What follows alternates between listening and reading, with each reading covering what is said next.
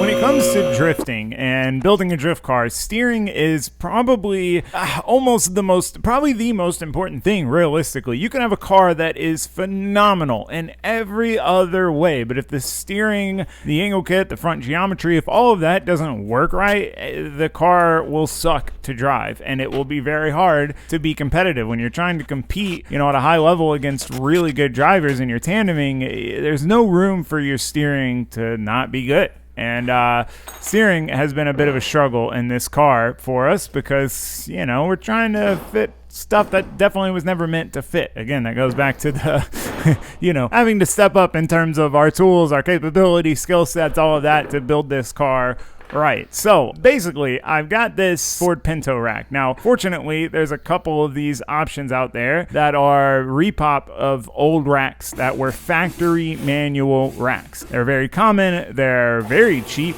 because a ton of people make them. The problem is they're both not meant to fit a Miata. Or a race car, really, I guess, for that matter. And so there's some problems with the Pinto rack that I had in there, and I found this Mustang 2 rack. Now, these factory mounts were way too bulky. They would make our problem significantly worse. But cutting them off, we might actually be able to fit this rack in a way that I'm happy with it. There's no compromises, and it's a very common, easy to get, affordable rack. Because with the Pinto rack, it's nice, it's light, there's a ton of them, but part of it hangs really, really low. It is just out there in the danger zone. And I like my cars to have nothing important hanging down below the frame rails or something that, can scrape first. And if I mention this, I this whole tear is about how important steering is. So we don't want the rack being something that's going to smash into the ground if we go through a big dip or something. So the goal is to see if we can get a little creative here, use those new tools and skills, and make this rack fit, which will solve all our problems. Maybe.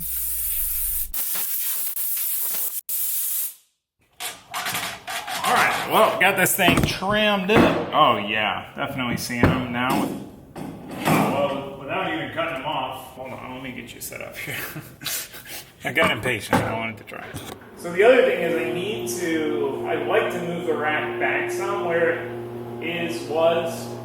It's kind of like right at the point of over-centering. Now, over-centering isn't a big deal on a front steer car, but it still creates more load than necessary. It's where the tie rod pickup point, let's say it's pushing and pulling like this. If it goes past this point, then when you want to come back, it can almost kind of want to steer it further. Again, not really a thing on a front steer car, but still kind of a thing. Yeah, you look at this. So the new mount design will allow us to shove this thing back some more. Yeah, I mean, we're above this bright. Yeah, let me check the other one just so I make sure I'm not crazy. Oh yeah, I mean, this is like... Oh, yeah, okay. I'm just making sure my plan is worth it.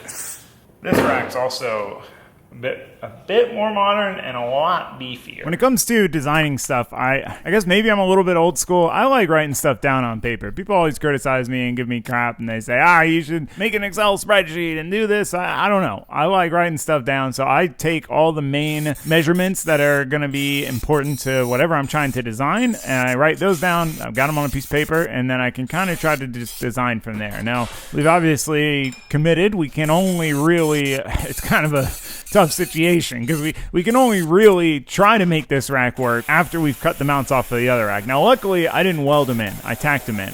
You know me, I'm not a big fan of cutting tacks. I'm coming around. I'm warming up to the idea, but not the biggest fan. But obviously, much more of a fan of cutting tacks than welding. That thing jumped out like a bug and bit me.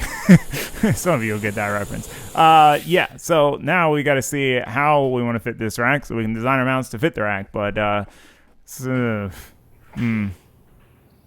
All right, well, I did say that this might not work. Lo and behold, it does not work. I mean, we could make it work if this was our only option, but it's going to be arguably worse than the other one. Let me show you. Oh, this is tough with how heavy this thing is. So to get it far enough back for our kind of over-centering problem, we're still not really any further back than with the other rack, but with our spline pointing straight to that fitting. And even if we rotate it back, then we're way off the front here, which kind of defeats the purpose. Not to mention, we end up with this hanging down, not as low, but nearly as low. Problem number 3, I think, 3, you keeping count, is we don't have enough room with where we need to do our mounts to here and here with the pan there. So, I was thinking about just putting this one back in, making a billet plate for this with recessed hardware and yada, yada, yada. And use my machining designing plan to replace this janky thing I made.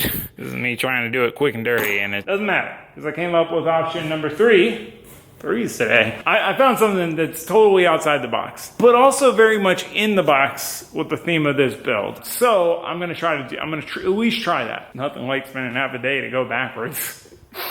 But it's okay, we went forwards if this other plan works. So we need to get this situationship squared away. We need to build our front structure. We got a couple options for that. Depends on another thing I want to do, which goes outside the box. I guess we said screw boxes today.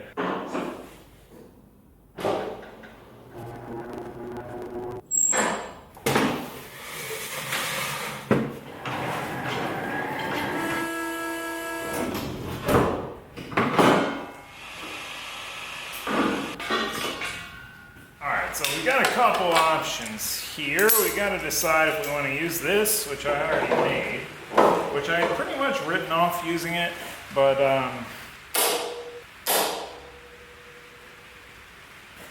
that gives us a suggestion. So we need to figure out if we're going to be able to fit a radiator before it just fits.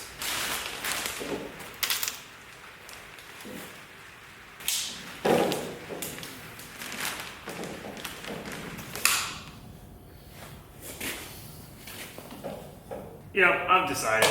We're ditching it. Build something new.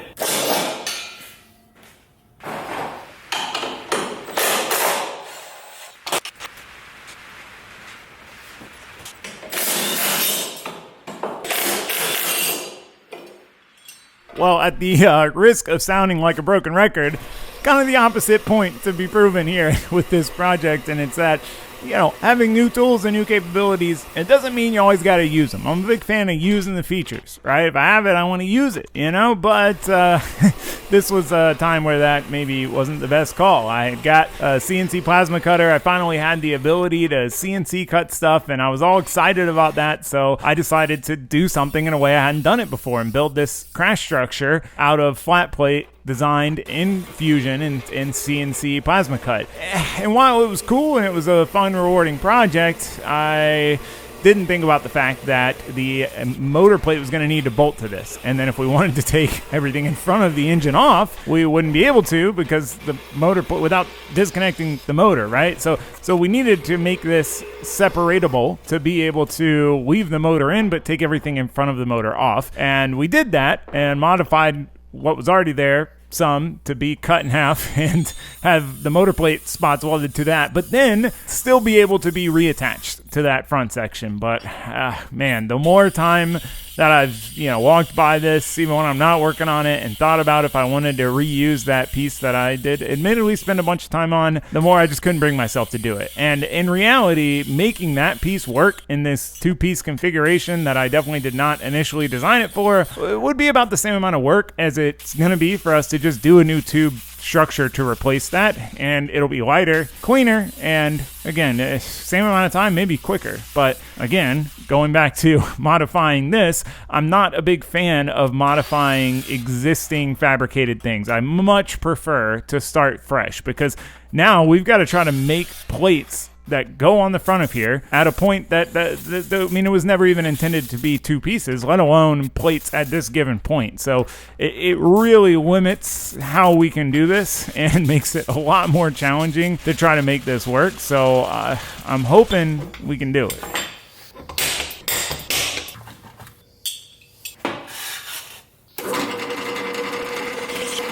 I don't know why I resisted for so long getting a drill press. I just didn't want to use the floor space, but man, I could never go back. I used to hand drill everything, and now not so much. So as far as drilling through the existing, I don't even know what to call these pieces, to be honest with you.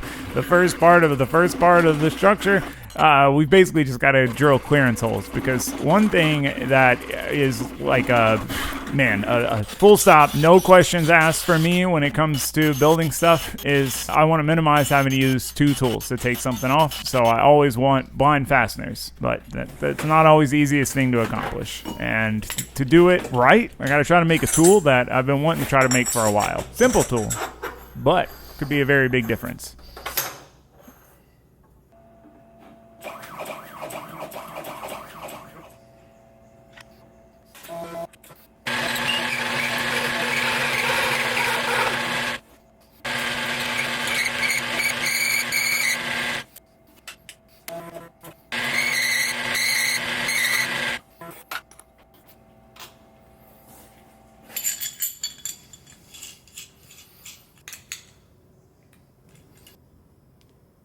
See if this works.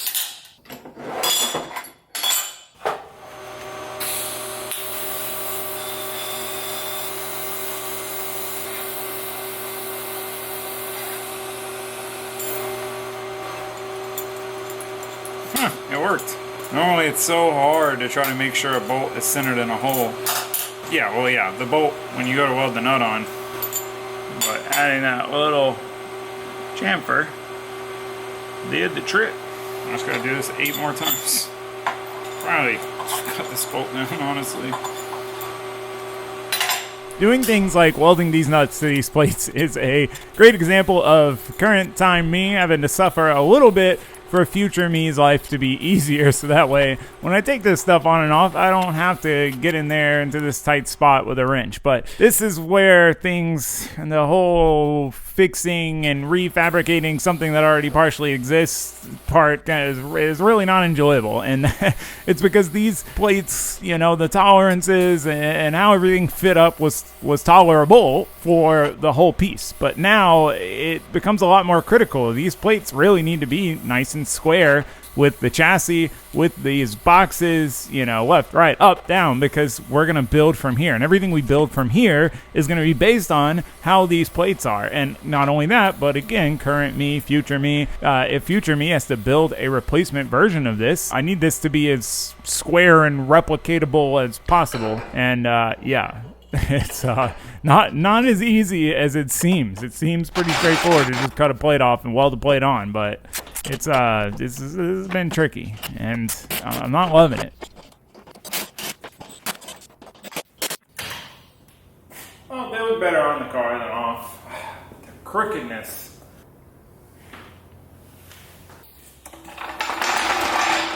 Alright, well this one's solid. It's pretty square because this is pretty square, but even trying to offset this one because this part isn't perfectly square, this is crooked. I don't know if you're going to be able to see it in camera, but it's driving me nuts. And I just can't do it. I can't leave it like that because it's just janky. I'm going to try spend a little bit of time modifying this to make it not jank. Assuming I can get that to work, we're good to go. If not, I gotta redo these. But I think I can get it to work. This one looks nice. I like looking at this one. This one, not so much. Actually, let me just measure so you guys don't think I'm crazy. 4 degrees, which is that much.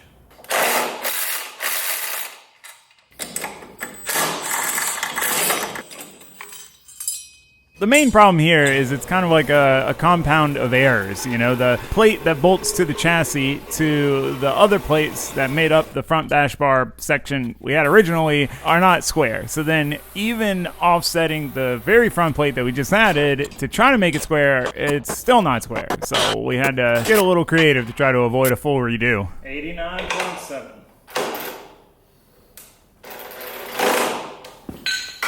And 89.7, just to say, okay, we're good. We made it work. All right, well, I gotta say, I'm glad we didn't hit the full redo button. I was close. But, man, you probably don't know. Maybe you don't notice. I don't know. But for me, seeing this thing all the time, the old half the thing hanging off, it looks so much better. It makes me feel so much better to see it stub nose like it should be, you know? This is where the bash bar is going to bolt on. Now, my plan is to weld these on. I initially made the whole thing removable, and then I realized, oh, well, then I cut it and blah, blah, blah. Anyway, it feels really good. Plan to weld them, but I want to get everything else done first. So now we get to do the fun part. Make a thing, you know? See what we can come up with. I love bending tubes. Very satisfying. So, yeah, we should have enough tube, right? I got plenty of tube. Yeah. It has been bugging me for however long it's been since I cut that dang thing. This whole situation going on. And now, I squared off plate, centered nuts, rounded corner. Pretty okay for, I hate modifying stuff that, like, I much prefer to build fresh than to modify something that already exists. It's just a lot easier because you have a lot more control over what you're doing and how you're doing it versus like having to work in a confined box, if that makes sense. So anyway, I don't know why I'm jibber-jabbering. You know. Do I even need to tell you? Start bending some too. Why did I come back here? Well, actually, we gotta make some plates for the tubes to weld to bolt to the other plates that we made to modify the other plates. You know what I mean. Now, admittedly, sometimes I can't get out of my own way when it comes to making things, and I wanted to retain the factory edges on these pieces because they're nicer, they're cleaner than anything I'm gonna cut. So I thought, well, let's add a little bend to them to where they come down and meet the motor plate. But it's a little tricky. It's a very mild bend, and I overbent it a little bit, and after some massaging, I got them fitting right. I don't know if this was the best choice, the best use of time, but definitely not the best use of time, but you know, didn't take that long, and yeah, we're gonna move on from this topic. So basically, we got to get these to match up perfectly, ideally. And then we will finally have our actual base to start from to build our tubes, which the tube stuff's fine, man. I'm excited to do the tubing.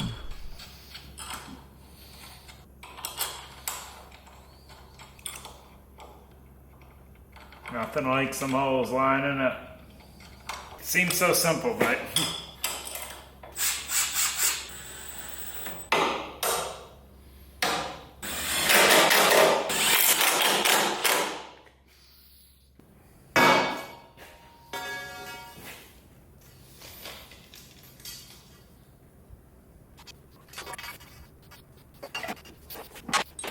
Got just enough room for the, like, to the vet with this long of a tube. Tube bending is fun because it's incredibly satisfying to see, you know, a tube bent to just the right shape.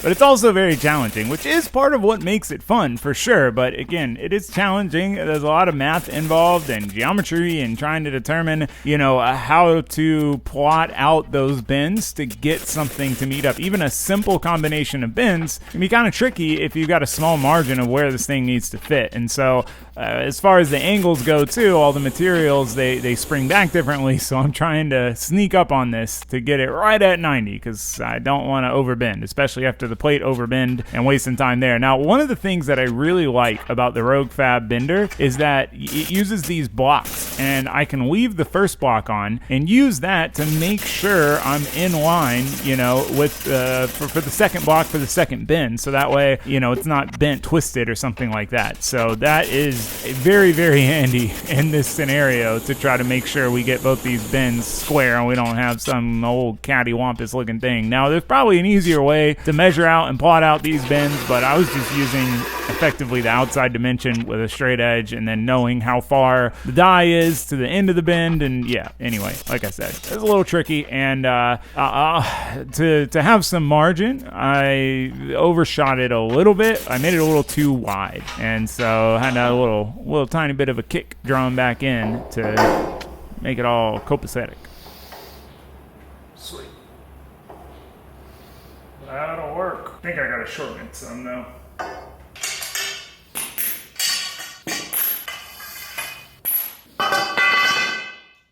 Nice. Square at least.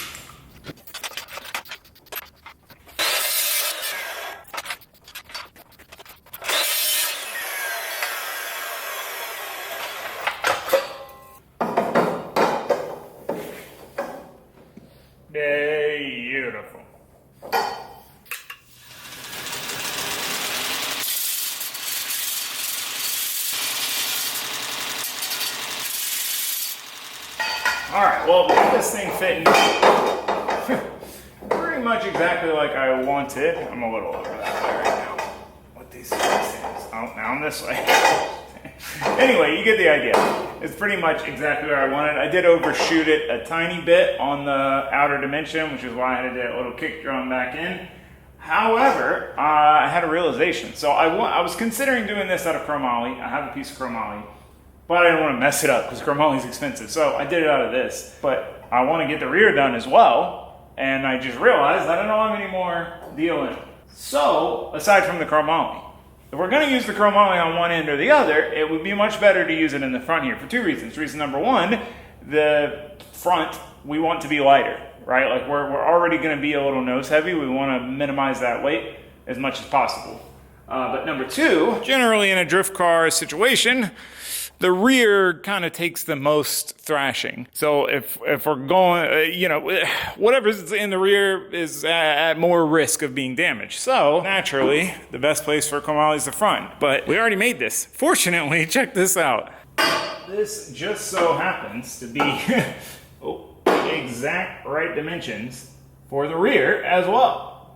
Even if we cut it down some, because it basically right now it perfectly meets up with this.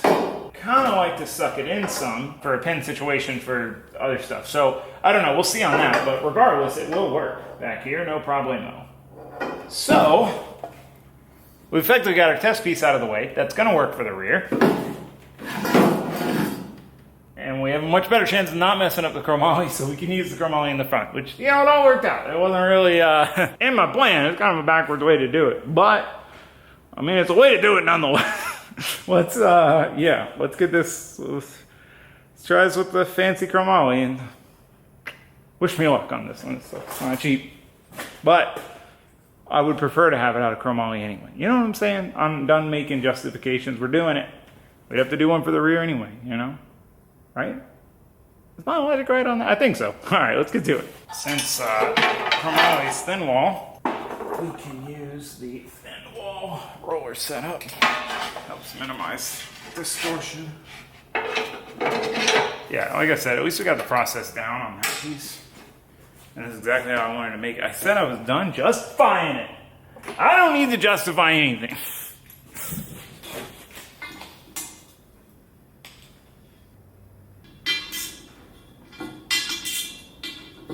Come on, going in.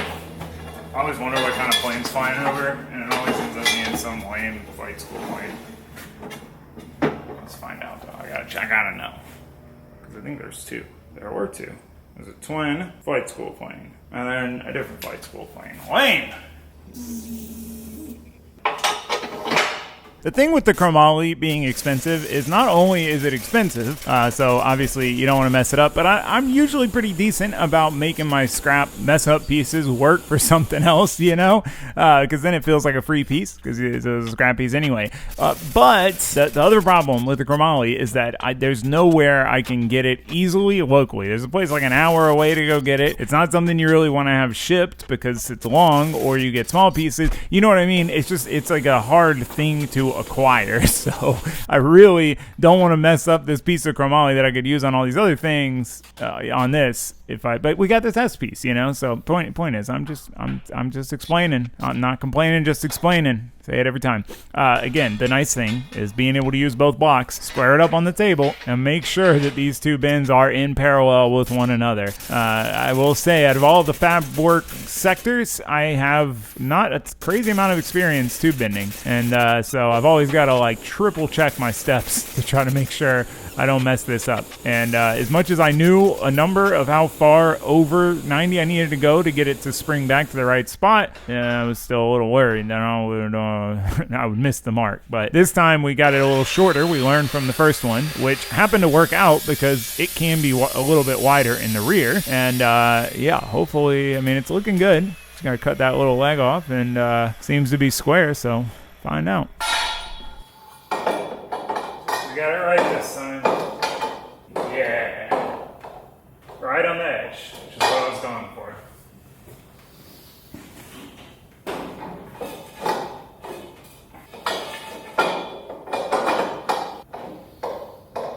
Perfect.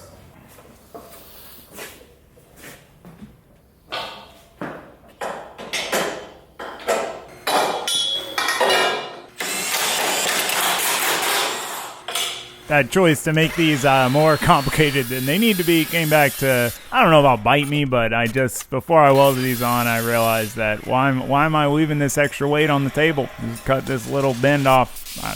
Silly to add in the first place, but you know me. It can't be too simple. I question it if it's too simple. But yeah, we went ahead and cut that off, so we got some nice simple plates. And now it's the moment where all that hard prep work comes to a head. It comes to the point where, we got to get this right? All the other work could be for nothing if I don't tack this dang thing in the right spot. So trying to hold it all there. This is, I would say, probably the trickiest thing with fabrication is just like fit up, getting everything to be in place where it's in the right spot before you do it. The tack on the passenger side, it seemed like it pushed out, and I was trying to get it right, and I've got to get the angles. I've got to get it in the middle of the plate. I've got to get the angles of each forward bar and the bar going across right, which is, in two different planes. And again, not complaining, just explaining. It's tricky is my point. And I had to take my time and make sure that we got this right, just to smash it in the ground.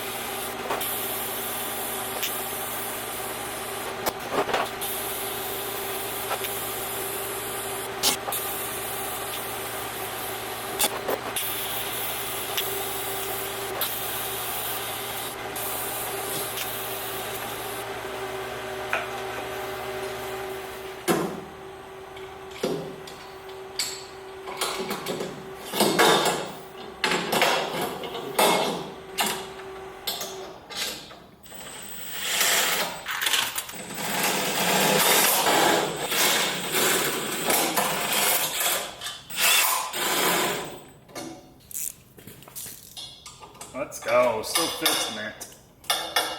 Have to use these socket heads for the space.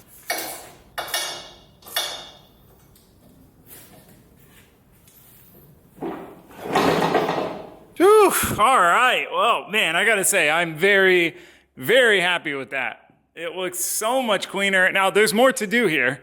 This is just part of this substructure. Tubing we got to do before it, some tubing to it, so on and so forth. But I mean, this thing, I want to flip the car off the lift. It's stout. Oh, I have to say it. That ain't going nowhere. You got to say it, man. Yeah, no, I'm really, really pleased with this. The way everything fit up, the way it all looks functionally, the space that we have, the weight. That's definitely number two. I'm so glad we went with the Chromoly, and that it all worked out to go with the Chromoly because it is so light. And I definitely think we made the right call to ditch this thing here. I mean, I love it. I think it was fun to make, and it was challenging to design it all and use the plasma cutter. I wanted to use the features. Finally had a CNC plasma cutter, but as a whole, it was the wrong call. This, the right call. Lighter, nicer, a little easier to build off of, kind of, in some ways. Yeah, mostly. So, okay, jibber jabbering. We need to do more tubes up here. And, with the happy accident of us just so happening, the fact that we so happened, I don't know, to have our tube for the rear pre-made, again, happy accident. I thought, you know what, we might as well get the rear knocked out structurally. So then front and rear, we at least got our base substructure stuff done. That will be exciting. So yeah, that's what I'm gonna work on next. Let's get to it. I'm stoked. Oh, why did I come over here? I don't know. What do we need? Where are we starting? You tell me. No, I'm just kidding. We gotta start with plates. Let's make some plates. Making bacon plates. I got this right here. I'm ready to go. I'm on it. Don't worry, I'm on it.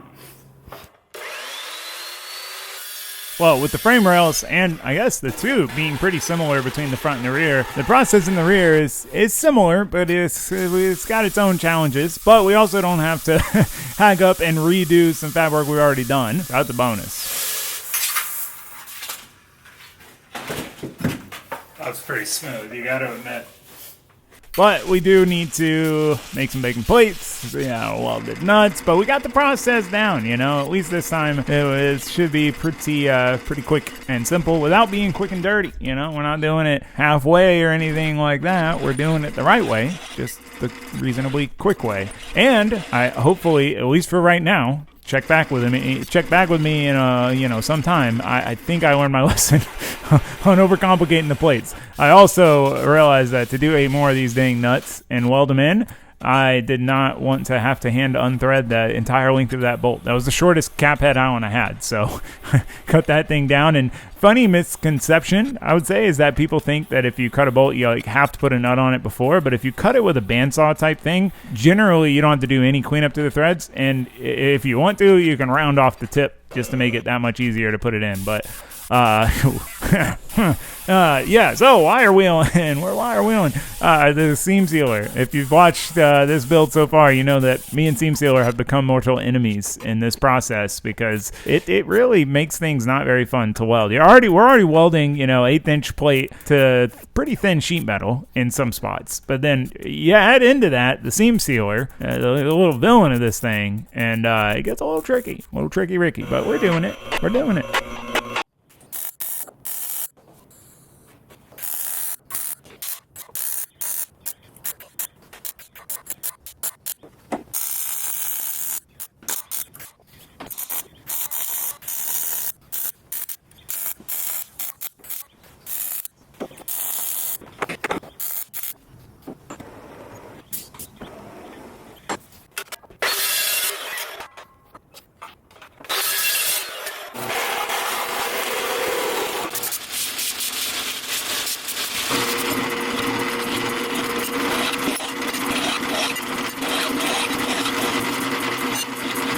While we don't have the undo, redo fab work combination back here, the tricky thing with all of this is that Tricky Ricky is basically we have kind of a compromise that we have to make where the plates that go to the chassis, if we make them perfectly lined up with the chassis, then they're kind of cattywampus for what comes behind them. If we make them square in space, then they don't line up with the chassis. So it's like kind of got to compromise a little bit there to get it to not perfectly line up with the chassis, but be close to lined up in space. So then the second part, you massage it a little bit, and then eventually you get something that's square from something that's not square. And that's where this build's been the most challenging for me, is constantly tying into and out of the factory sheet metal that already exists. And luckily this piece being DOM, and just because we MIG welded everything else in the back here, I'm just gonna MIG weld it. We're cruising, we're moving and grooving, baby. We're ripping. We're gonna get this thing done quick. Part of that is MIG welding. I did have to TIG weld the front one because it was Chromoly. All right, so that wasn't even a me wanting to do an extra thing. Okay,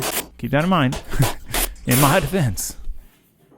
All right, well, the rear tube is done. Number 2, it is finished, but I'm having too much fun with this.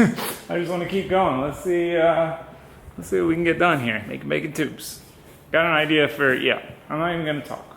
I'll probably weigh time, things, tubes.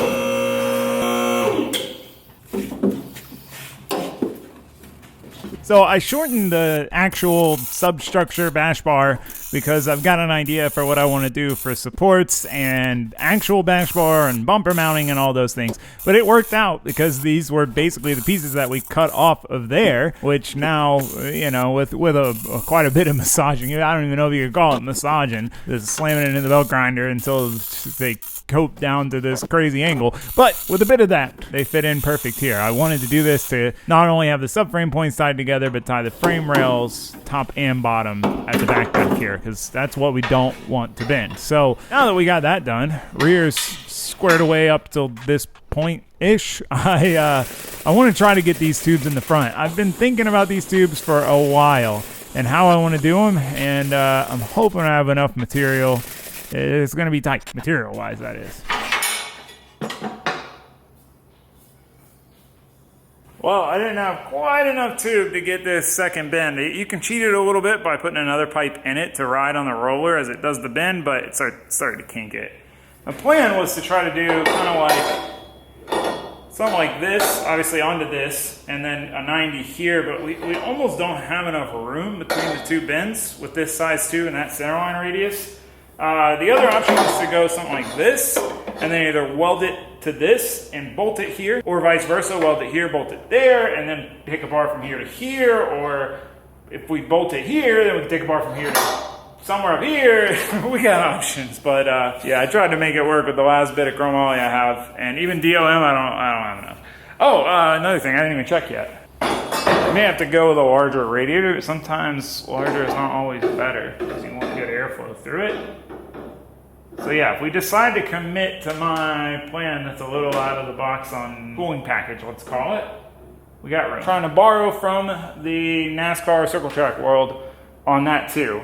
Taking a lot of inspiration on that for this car. Same with the steering rack, which should be here any day now. Finally find out if steering rack number 3 is gonna work. I mean, we gotta make it work at this point. We'll make some work. I just, you know, I'm really excited about this option though. It's kind of, if it works out, it was a good thing that all the other ones didn't work out, because this one is really cool. It's like a true race car part. Change the ratios, we can do all sorts of stuff. So if it works out, it should be really cool. So, but man, really stoked on how this is coming out. It's cool that the front and rear bars are almost identical. I've got an exciting plan for body support stuff, front and rear.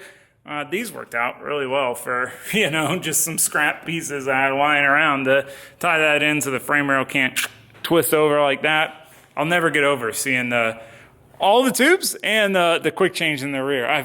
Fun fact, I've never actually done a tube front or rear on a drift car. It's crazy to think about. Every drift car seems to have one of those, and I've never done one from scratch. The Vet has it, but I had the bars. Anyway, I'm jibber jabbering. Yeah, really we need to get this thing on the ground, which we need the rack to do that, to determine the last bit of front bars. But I'm running out of time anyway, so I don't want to get too deep into something else. But I've got a lot of stuff that I'm just so excited. We're closing in, you know, and it is a little tricky with the order of operations from where we're at. We're carburetor, headers, and getting a fuel tank and a different dry sump tank if I decide to go that route or use the one I have. Away from potential startup. So we're chugging. I have 1-inch chromoly, but I don't have 1-inch dies and like some other little things. I really need to do the 4s. I've been itching to do that. But yeah, I'm enjoying this process, I'll be honest. So let me wrap it up. I don't know if I'm gonna keep on this right now or jump back to the RX-7 or the bus. I really need to do some stuff on the bus. I don't know what I'm going to do next. See where the wind takes us. But for now, I got to wrap this up. So let me know what you guys think. And yeah, I'll see you next time. Thanks for watching. Thanks for subscribing. Goodbye.